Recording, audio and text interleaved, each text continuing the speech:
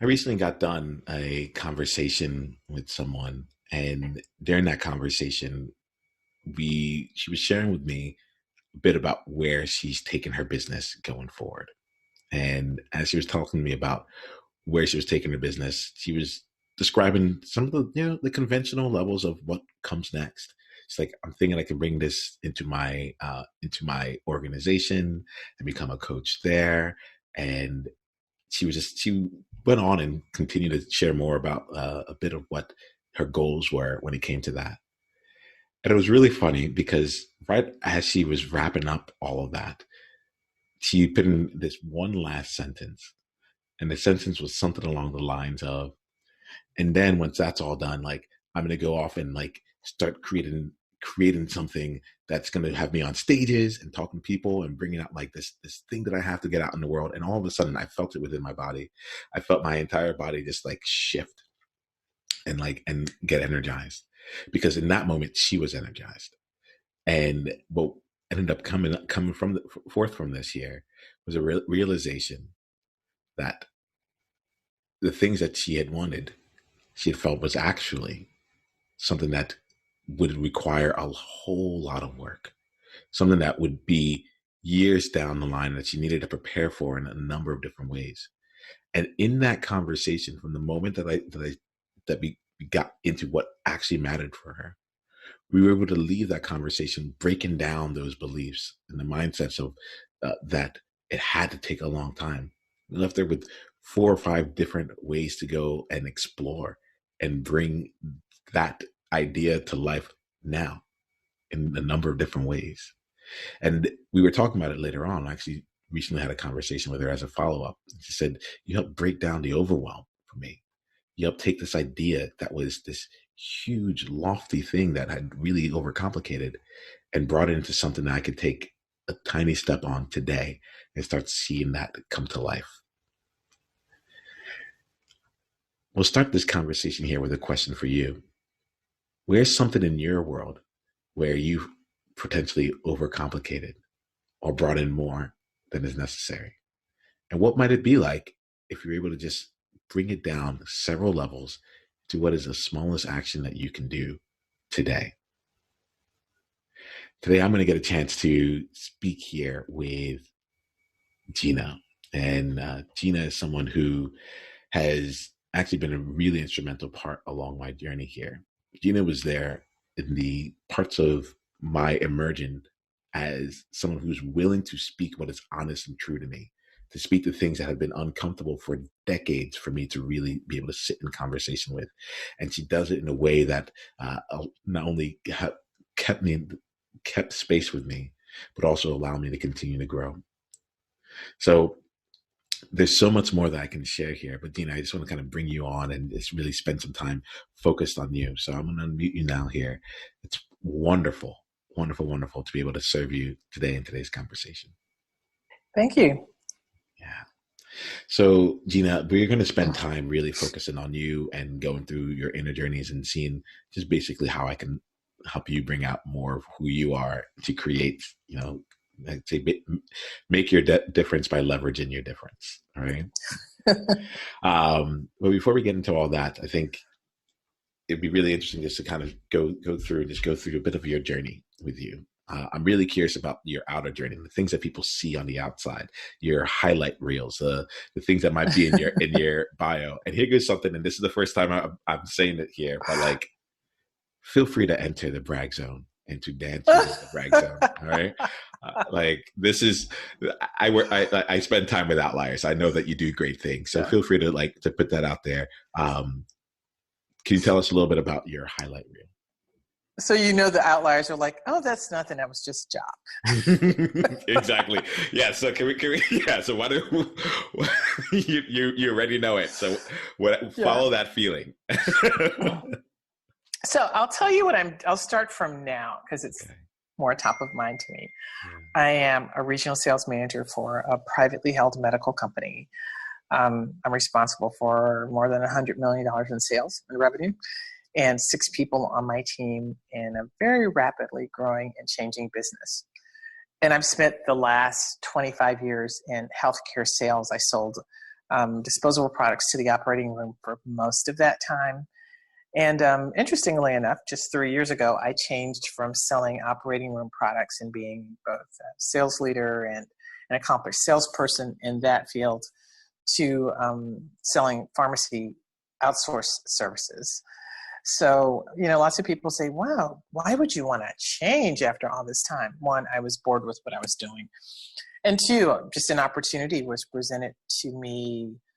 And I already know the marketplace, kind of the environment of selling to my customers or hospitals. I know what that's all about. So I could learn a product. That's not the biggest challenge when you make a change like that. Prior to my sales career, I served 5 years in the U.S. Air Force. And I actually had a little bit of time. I was an HR person. But I always had these unique HR roles, project management or setting up quality teams, back when companies were beginning to set up teams that work together and teamwork rather than individual work. All kind of things like that. So that's kind of been my journey. I've won some awards along the way. Actually, in my current job last year, I was the region manager of the year.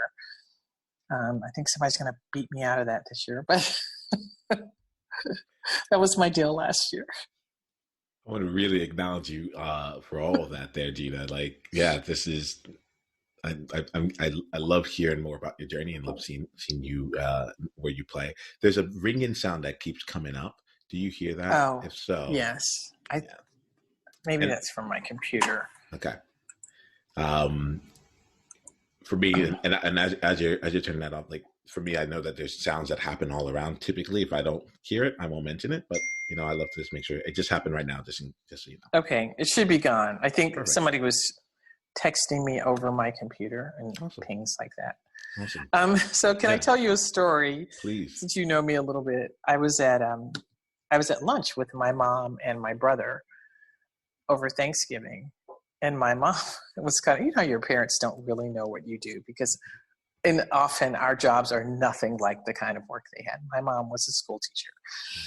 So she's like, what do you do anyway? And my brother's got a corporate background. Mm-hmm. So, I started trying to explain to her what I do. And my brother was like, well, how much are you responsible for? And I was like, like $100 million in sales. And he was like, what? Like, but to me, that's like, it's just my job. Yeah. Yeah. I love that. One of the things that really comes through there, but finish the story though. But I mean, that was the thing. He was like, what? Kind of like, I never knew. Cause I don't really talk about I don't talk about stuff like that. My family, what do they care? Yeah. And even with that, it's something that, it's like in my mind, I think like, who is the person that Gina is to actually be able to make those kinds of sales, right? Like the person that comes behind it. Go ahead. And to be correct, my team does that. I don't do that all on my own. Okay. Yep. There was something that you said earlier that was running through my mind. You said, the biggest challenge, like you're staying you've been in healthcare. The biggest challenge is to learn a new product. I'm curious what the biggest challenge actually would have been then. The biggest challenge is learning a new culture, a different culture. Not so much, well, possibly both within the new company I went to, as well as I deal with people in pharmacy now versus people in the operating room. So different cultures, different needs, in both cases you're dealing with really highly educated people. Pharmacists are pretty scientific about things, probably in a different way than people in the operating room are. But those would be the biggest challenges, is just like, okay, what's the culture here? How do things work, and how do I get things to work? And for me, the company I work for is people don't leave. So I had a unique opportunity to join this company. So I'm truly an outlier, because other people that share the same position or positions like this across the company have been there, 15, 20, 25 years or something. And I'm a complete outlier from all of the history, all of the people that when you've been in an organization that long. So you have to earn people's respect and earn some credibility relatively fast.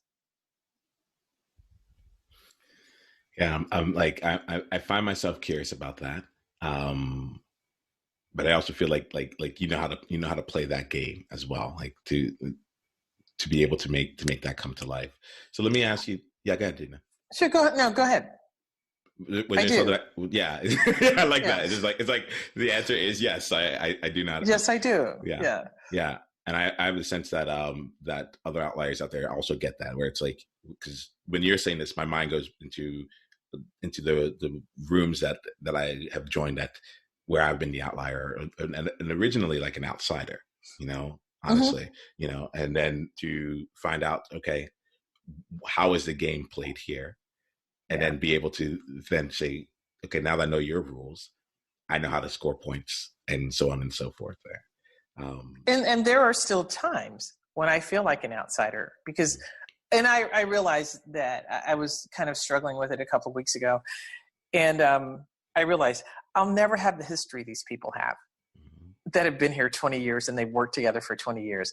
I have a relationship starting with them now forward. And that's how it's going to be. I can't capture a time period that I just wasn't there. Yeah. I find myself like getting really curious about one thing here. And I think it's a question that always comes to my mind. So how have you been able to find ways to leverage the fact that you don't have that history to actually like improve the things that you do or improve the organization? So as you might know, I'm outspoken and I am often the person in the room because I don't have this history that's really long-term. So some people that are really long-term, I mean, the downside of that is they're like, this is the way the business is. It's always been like this. And I'm the person that's often going, well, why do we have to do it that way? Or why is it that way? Or are we looking into how this might work in the future? Has anybody seen how our competitors are doing this? I'm often the one throwing that question out there because I don't have a mindset that this is the way this business runs and always has. And it's actually a really rapidly changing business. So a lot of that, is passed in a fairly quickly order. Yeah. I'm like, I know that there's something in here that actually can feel that brings something new to light that they didn't have access to because of the fact that they had such a long history there. So it doesn't surprise me that you bring that out to life, but I think a lot of times we miss like the thing that makes us feel as though we may not belong is actually the thing that actually helps us to create the most amount of value, or at least not the most, but its own set of value as well. It's right. Yeah. I mean, the risk of that is some people don't like it. Yeah. They don't like the system to be questioned or what's established to be questioned. And some people are curious about, hey, you've had other experience, what's your other experience? What could that contribute to the way we're thinking about this or looking at this? There's something in there that like, I wasn't sure I was going to bring up, but why not? Because it's in my head right now. It feels relevant. You were saying that like the business has changed even just in like a very short period of time, right? And I feel like we're in a place of accelerated change within business and beyond. Like the whole, like, and every single aspect. I was writing an article about this. It was a post, and I paused it for a little bit, but I really looked up and said, like, in every single aspect of life, it feels like this is really coming up. They talked about VUCA environments, which stood for VUCA. What that means. Yeah, it's okay. I heard it was a consultant word that I heard in 2010 that has stayed with me. But it's like it's in an environment with volatility, uncertainty, complexity, and ambiguity.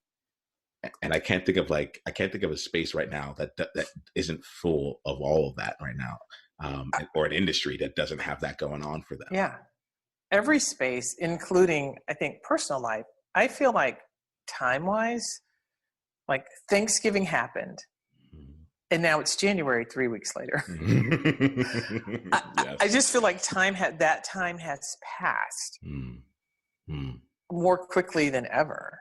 Absolutely. And we're already in the middle of January. So let's look at this here, because we're gonna be in the middle of April and then July and then so on and so forth, and it'll be a new year before we know it, back to January. I'd love to spend some time, slow down into this present moment with you. Sure. Right? And I get some of what you've done and how you've been able to navigate things to get to this point. I know that you're also up to some really big things in the world right now, right? And so no, it's like we can confirm that here. So what I'd love to do is can you take 10 seconds, not even 6 seconds, to think about one of the bigger projects you have going on, one of the things that either feels really impossible or out of reach, or just something that like right now looks like is an area that you love to bring to life, that currently feels like it would call more than you than what you have. And then let's bring that into today's conversation. I'd love to be in what I call a possibility creation mode rather than problem solving. Sure. So what would make this conversation, what would enable, and what should we talk about in this conversation that will help enable the possibility that you see? What the thing that's sitting before me is to create a group program, a group coaching program, versus trying to coach people individually while I still have a corporate job. It's the capacity to do that is extremely limited. And there's some efficiency to coaching people in a group setting that would allow me to still reach people, work with people, but not so much on an individual basis. But I have to create it, because like, what's it gonna be? Who's gonna be the people? How am I gonna reach them? What's the outline of it going to be? Because I have to deliver something, some value and service to them. So that would be a stretch thing for me in this next year. Awesome. So let's start with that. What part about, you said it's, let me ask you. So if we talk through this here, would you find that to be a benefit for you? Let me just check in with you. Sure. Yeah. And this, sure is a hard word for me because of the nature of my work here. Like, I tend to like put things out there. So yes or no is great. Yes. Either one is fine. Okay. Yes. All right. Great. You say that what's in front of you is this here. What's the challenge that you're experiencing with it? I haven't even started working on it yet. Cool. So that's the number one challenge. Yeah. I've had one conversation with another peer that was in Kairos with me, just fluffing around some ideas, and that's the only thing I've done so far. Okay. So what about this conversation here would really serve you? Like, let me make sure that we're talking about something that will actually, like, if this is not the time for you to be like putting this in, or if you're like, if we need to be in brainstorming mode, we can do it just to like kind of help you get some space on it. Totally happy to do that. But I want to make sure that like, just because I tossed out the original question, we're still in a place of actual service versus just like, oh, this would be really fun, but it wouldn't actually make any impact right now. Yeah. I mean, again, I have nothing. I have nothing but an idea that this is a path I want to take. And, you and I both work with Rich, and it seems like magic the way he does it. Bringing people into a conversation and into that coaching exchange. Where I am in this process as a coach, I'm feeling like I have to have something a little bit more concrete to offer people so that they even sign up. I'm finding people are not, at least not now yet, they don't get subtle ideas so much as they want more concrete ideas. What's this going to be about? Blah, blah, blah. So just working on how do I create that. question for you. What about Rich? And we're talking about Rich Litvin here. What about what he does feels like magic to you? What's the magic that you see? So my experience with him, other than at intensives and some coaching one-on-one, has been in Kairos, which is a group of 20 people, and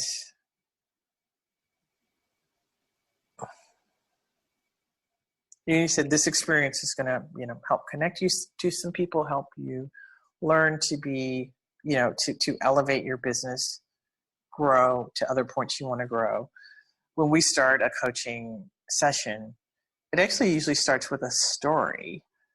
And then from that story, he says, who wants to be coached? So that seems like magic to me. The element of starting with a story and then asking who wants to be coached, it feels like a story.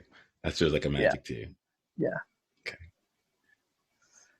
Tell me a little bit more, because there's some things that are going on through my mind, but I want to make sure that I'm not jumping the gun on what it is that you're actually trying to create. Again, rather than coaching people individually, coaching a group of people at once. Awesome. So there's coaching them on change. The same, however we state it, the thing that we're all trying to do is help people make change and create the lives they want.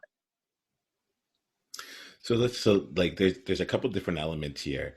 And I really want to get into problem solving mode, and I'm going to push it off just a little bit longer. What is the magic that you don't feel like you can bring to the table with this right now?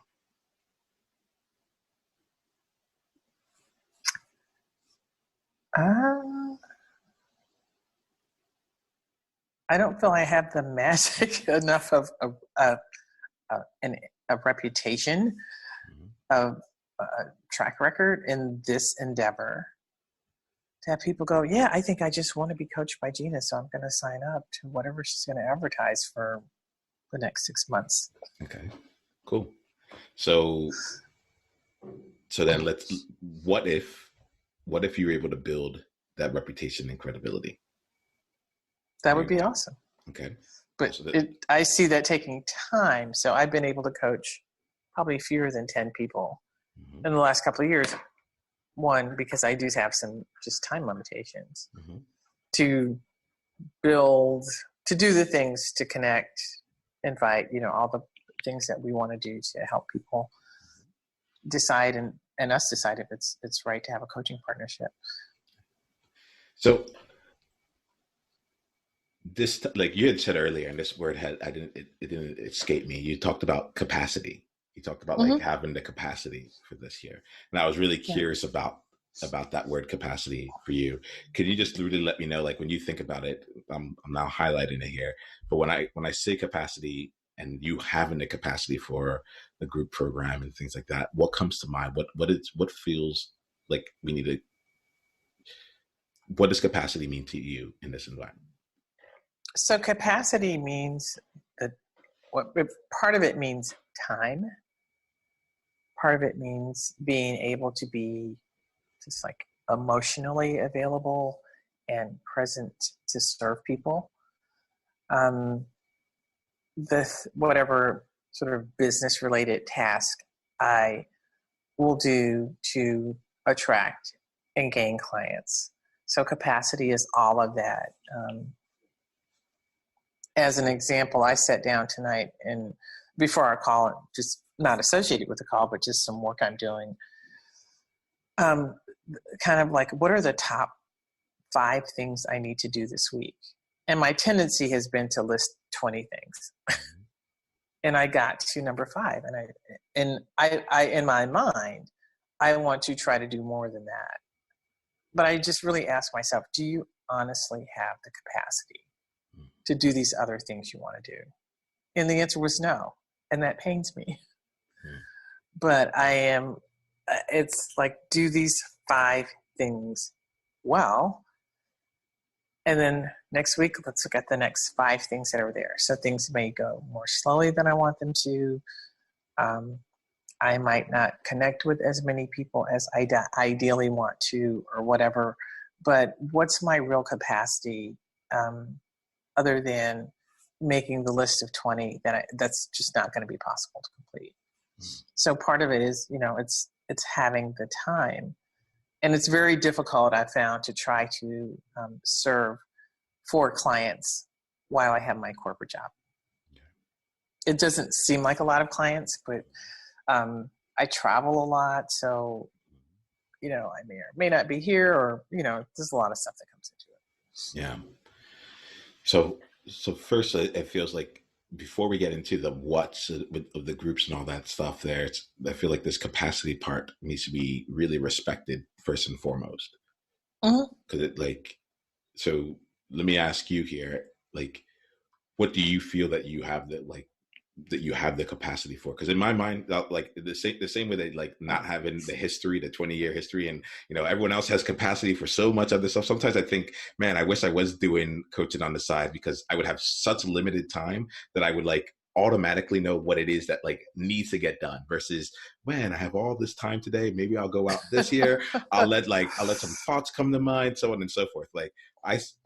So if we were going to treat this limitation as one of your superpowers, one of the things that right now is really creating a diamond for it all here, tell me more about what you do have capacity for, and let's start from there. I'm not sure what you're asking me. Okay, that sounds good. I mean, let me ask it again. If you want to get granular, so I looked at what I need to do this week. It's less about what's on your list, right?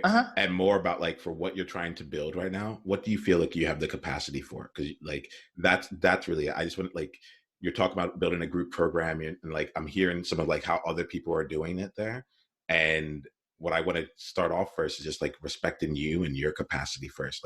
It might end up that we're talking specifically about the group program or not, but this is not a place where you're like, I can't take on 5 more clients. I'm full, right? With the 4 that I have right now on a one-on-one basis. So now, so I want to make sure that before we get into problem solving on that, we actually know what are your constraints, and the constraints that will still allow you to be able to do all the other fun things that you love to do in life as well, and be successful in the role that you're taking on with your job.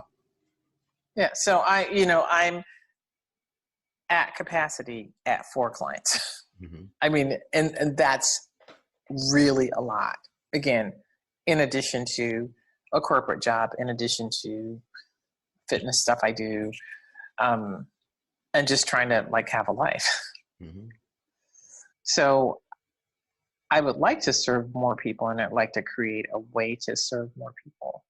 And so part of this, the whole, I was thinking about a group, and this was part of our discussion on a Kairos call as well, about here's a way you could serve more people, and increase your capacity that way by offering a group program.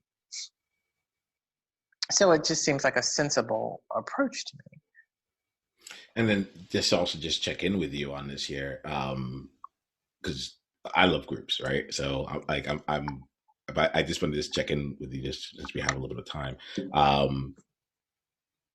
Is it that you're looking to serve more people? Is it that for the income that's coming in from 4 clients, you feel like you can get more income or more revenue that's coming in because you have a group and you're able to better leverage that time? Is it that I'm curious right now, especially given some of what you have going on, that of what you're looking to gain from this right now? That it would be both of those things. I mean, yeah. Okay. And just some, I don't know. It's just delving into the unknowns and creativity in whatever creative process helps in building a program like that. Yeah.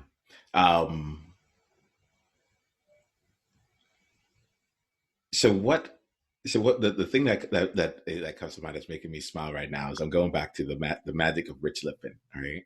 And I just want to break that down a little bit here because I needed to check and see. Like I was like, Gina, do you have the capacity to even take on a group program? Is this even something that like we could have a conversation, but would you have the capacity for it? Right? It's like you're thinking about like because constraints is wonderful. I have a friend who has a PhD in creativity, and she said to me, creativity thrives with constraints. It thrives because you're like all I have is 1 hour once a month, like to talk on a Zoom call. You will find out when the hour happens. I'll have it scheduled at least 4 weeks in advance, but you're not going to get it any earlier than that. Or I'm going to take the second Tuesday and this is the 1 hour that I'm leaving aside for you here, so on and so forth. And then given the fact that you're going to meet 12 times a year, that in and of itself would like shape, okay, what can we actually, what would we want to get accomplished? What would feel good in this kind of construct, so on and so forth, right? So this is some of the reasons why I'm asking you this here, because it's like, it's so open right now that it's like, but at the same, it feels like it's really open, but in reality, you have some real, I have some real constraints. You have some real constraints, which is a great thing. Which is a really, really great thing. So I want to make sure we're not losing the power. We're not missing out on the power of having those constraints, because all of a sudden it takes this thing that could be anything and says, actually, for what I'm doing, this is what fits in there. And then you can look at it and say, do I want to do that? Do I want to double my rates on my one-on-one clients? Do I want to do something completely different? But like I'd be curious for you from that standpoint, like what are, like, when it comes to the program, just from like the physical constraints of it all, what do you feel like you actually have the capacity for right now? I have the capacity for something I can schedule. Like you're talking about different models. For me, it wouldn't be, I'm going to call you and tell you when it's going to happen. It would be more of here's the time I see consistently or mostly consistently being available. And here's when I'd like this group to assemble. Okay. Awesome. Awesome. So, all right. So in the grand scheme of things, that would be possible there. Would you need to create any more capacity in your world right now to be able to even have the group program that you're looking for?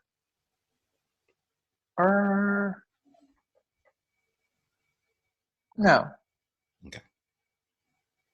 All right. Cool.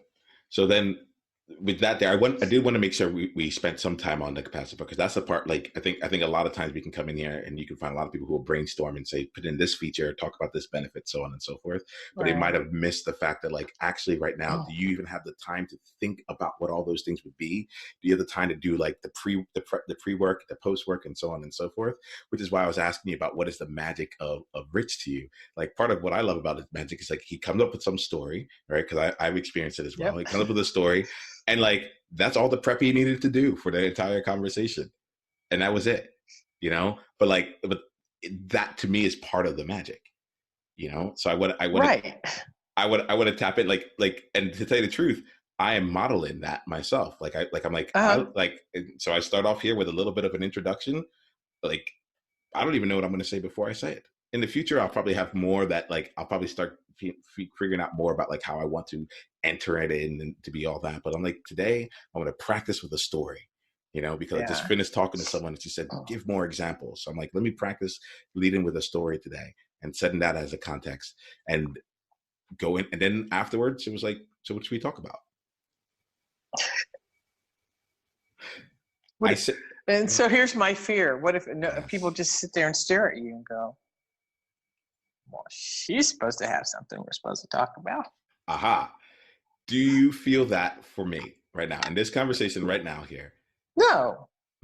But I know you. Okay. We're, peers. Mm-hmm. So I understand some of what you do. It's not like the person who hasn't had coaching before that comes into something like this. All right. So Gina, there's a part here that let's put this out there, right? Because the coaching journey is that person's journey. If they're getting a coach, they're there to create something that is important for them, right? And that I think is something that's like, what I'm hearing here is it feels like there's pressure on you to be able to figure out, like, what is it that I'm exactly going to give them? What are the specific results? What are the specific this? How are we going to do all this stuff? I heard I asked you how about Rich, because the answer in it is the answer for like at least your first group program. When you're getting on to hundreds and all that stuff, there are different things that are necessary to reach the masses. Oh, yeah. For your first group program, I'm hearing it. You're like, I was at an event in which he had put together where I got a chance to experience him. And then if I remember how that was enrolled, then he invited people into like an evening. So you got to see him doing the coaching and stuff all throughout, right? Yeah. You had met with him a few times beforehand and so forth, right? Then he invited you into an evening with other people to come in and see that. And you got to see again, like the ease in which he created his magic. And you got another chance to experience that. And then he gave you an invitation to come and join him on it. And you said, yes, I'm simplifying it. But like, there's something in that process there that it feels to me that like, there's that ease that, like, what is it? Like, let me not put the words there, but what is it in the process that feels like the magic to you? I want to figure out what feels like magic to you, so we can intentionally bring that into what you're creating. Well, I think I was talking very specifically the magic. I mean, there's big magic in the whole thing with being part of Rich's community, but I was talking specifically about our calls with Kairos, which is like 20 people. And it's a story. Let me tell you a story. Who'd like to be coached? So why can't we just create that magic then, Gina? In its simplest form, right? In its simplest form, what we're doing right now is it's me and you one-on-one, but I'm starting with the same exact formula, and it's harder to implement than it might seem, but at the same time, it's like, no doubt, yeah. Yes. But at the same time, it's also not rocket science. It's you're starting with a story, but what ends up coming is how do you tell the story? How do you become a great storyteller? That's part of exactly. But that's also a learned skill and a very learnable skill. Right. Yes. So from that part there, there's an element there's a reason why we're doing one-on-one conversations right now. In 6 months' time, there will only be group conversations for this year. Okay. Like you know what I'm saying? Because and those groups, right? It won't be 6 people, it'll probably be 3 people each time. But it's like the muscle is being formed along these ways, such that by the time that someone meets me at a later part in the journey, like, this is just what I've done. It's not, I don't even have to think about it. It's so flowy, So right now it feels from this conversation that like coming together with like, what's the big construct of the group program and all that stuff. It feels like it's a couple steps removed from where you actually are right now. I would be really curious for you, what would it be like? And just going back to the idea of like going from 20 things to 5 things, right? Mm-hmm. What would it be like for you to have one night where you have 3 to 5 people to experience Gina in a group setting? That's a brilliant idea. Never even thought of it.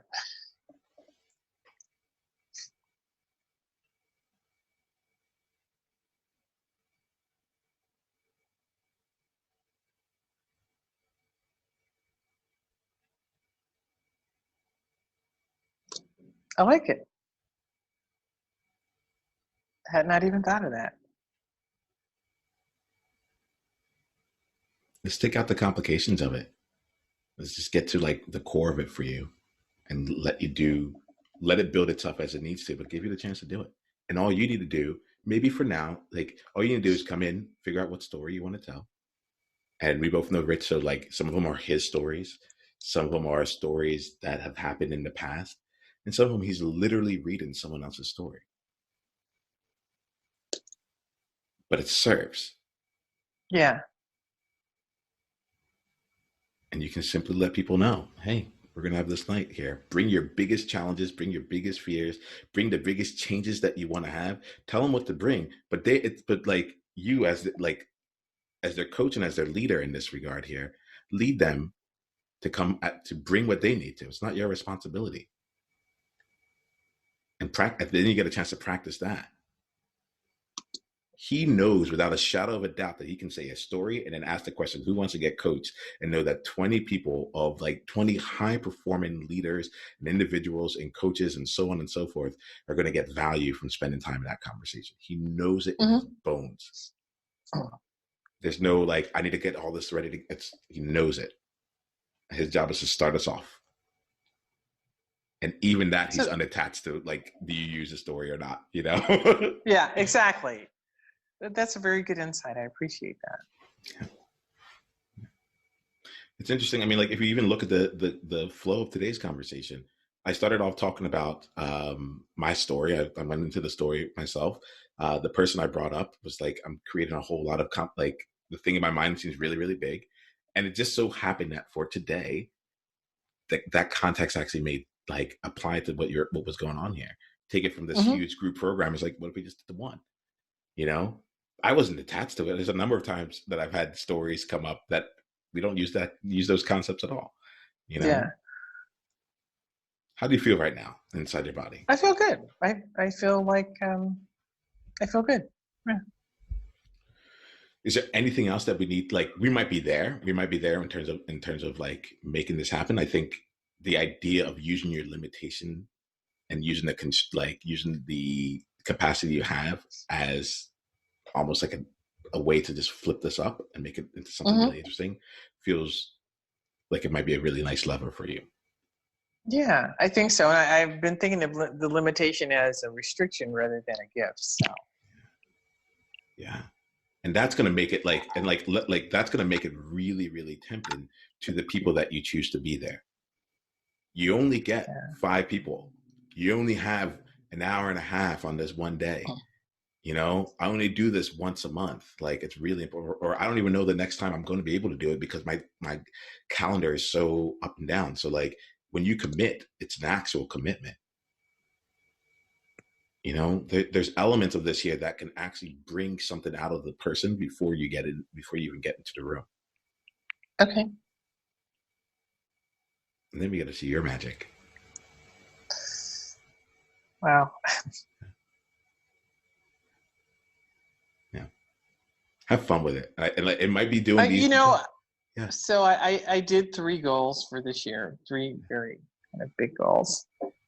And one is to get in the best shape I can, because I got very unfit last year. 2 is to put aside a year's worth of living expenses. And 3 is to just have fun making clients and not let this be so, I put so much pressure on myself because everything I know is from this whole work life mindset of the corporate life I live. And, you know, it's pressure. Yeah. So I'm just saying, I'm just going to try to have fun. Yeah. Not take it too seriously. Not to be irresponsible, but to not just not let it weigh on me. Like, you have to do this. Oh yeah, Gina. Like, my thing is, I don't think you're not taking it seriously enough. Like, there's a level, like I take things so seriously that I make it light. I say the things that I talk about are the heaviest topics. I take things so seriously, I make it a grind. Yeah. So there's a level beyond the grind. There's a level beyond, and most people talk about the grind and they talk about like this, like, but there's a level beyond that. You know, it's like I know, like, I talk about the heaviest stuff, and it can feel light at the same time. I'm like, we have to, because otherwise we're just going to be stuck. We need to approach it with lightness. This is the part that sounds really fun. Like, Gina, you know this life. You know what it's like to be, like, you know, a really successful executive that really feels like real constraints on time, in terms of like the limitations that come along with it, as well as like what it feels like to like have some really big goals for yourself that are really around your own personal well-being as well. And you know that, you know, like the pressures that come along with the job and the pressures to try and figure out things on the side. And you could, like, in my mind right now, I'm like, what would it be like? How easy might it be for you? Or how light, maybe not ease isn't the right word, but how light might it be for you? Or how much fun might it be for you to find 5 other people and say, hey, I'm creating this experience. Like, things have been really tight for me. You know, things are normally really heavy. And I want to, like, create an experience that takes 4 or 5 people who are also feeling this level of like pressure in so many other areas, and just have a half day, 2 hours, whatever it is, for us to just come in and have some fun. There'll be, there'll be some fitness in there because one of my goals is around fitness. There'll be some other things in there, and then we'll spend at least an hour and a half coaching, or we'll spend an hour coaching. And the way that's going to go is that it's going to be just as light. We're going to come in, we're going to do a quick debrief on whatever has happened, and then I'm going to ask the question, who would love some coaching?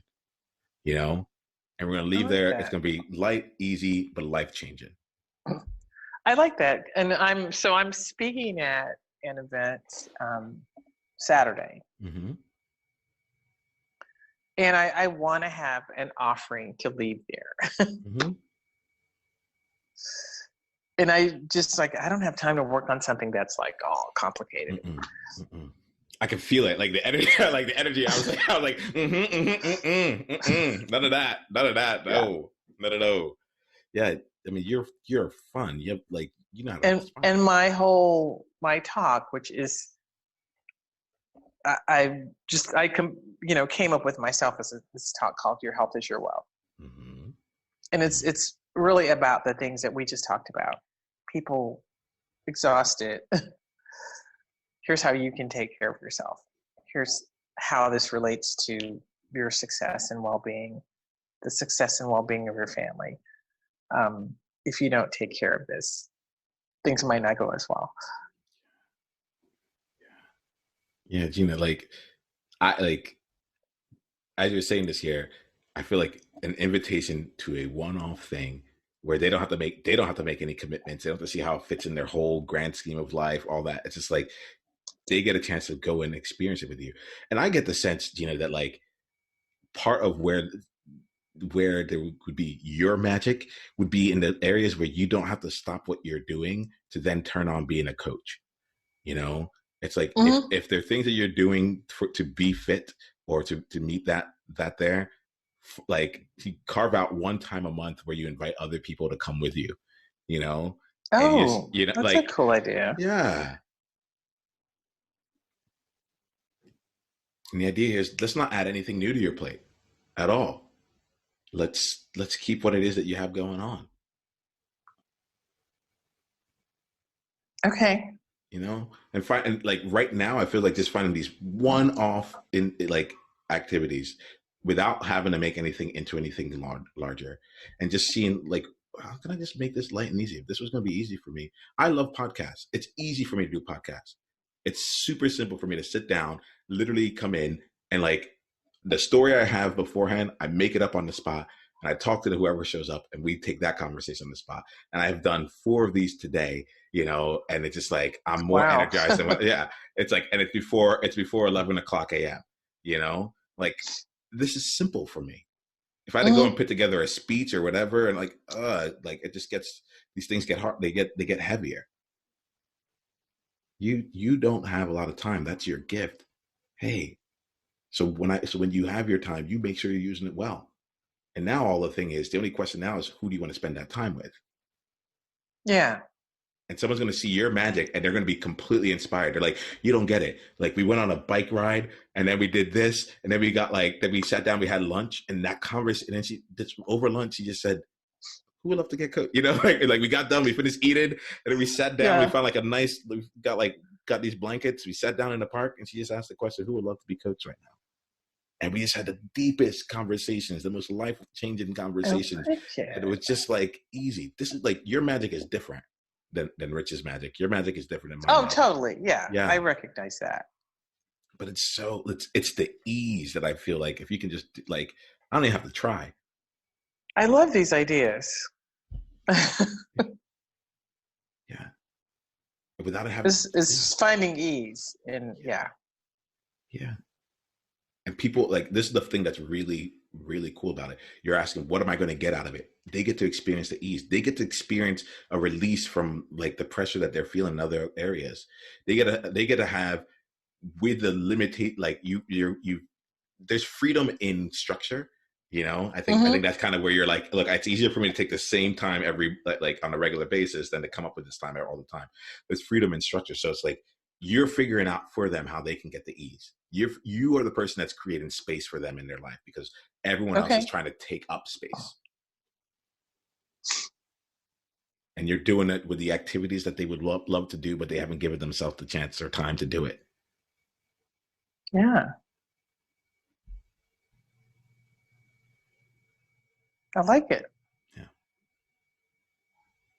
I'm getting myself excited. I'm like, well, I could really love to go do something like this here.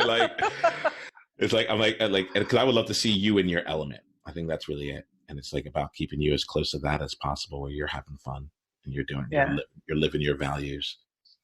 And the people that you can go on a ride with, or like go and do these activities with, are probably going to be the people who will also energize you if they do become a one-on-one client, or if you do meet with them on a regular basis that way. Maybe we start there. I agree. Yeah. Awesome. That sounds awesome. Awesome. So Gina, let's go ahead and we'll wrap up this conversation as it is right here. All right. I really acknowledge you here, and I think I can see like there's some things that are flowing. So if you want to brainstorm or whatever it is, let me know. But let an ease guide the way, and just bringing it all into alignment. You have your magic. I'm really excited. Just let that just flow. I love that. Yeah. Thank you. Thank you for showing up so fully here. I'll talk to you soon. All right. Thank you, Niiamah. Blessings. Bye.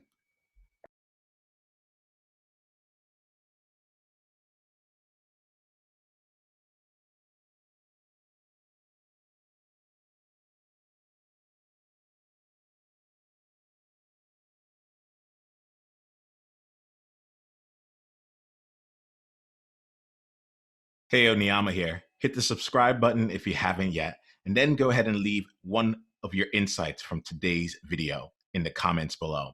If you're looking to take this deeper, you can go and watch another video, or you can go to niiamah.com/tribe to get exclusive invitation to our tribe member only events. I'll see you soon.